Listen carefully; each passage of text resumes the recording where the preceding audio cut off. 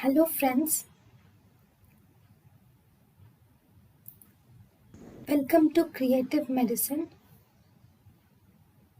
In this lecture, we will learn about In the clinical variants of multiple sclerosis, we have Marburg's variant and neuromyelitis optica. First, Marburg's variant. Okay. In the Marburg's variant, this Marburg's variant is a fulminant demyelinating disorder.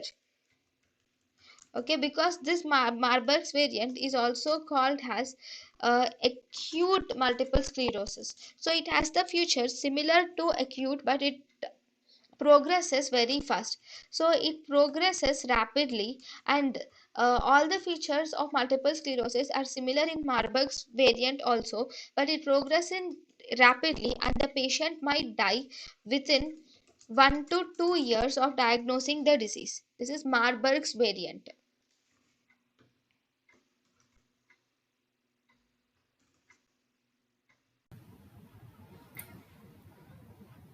thank you and thank you for watching.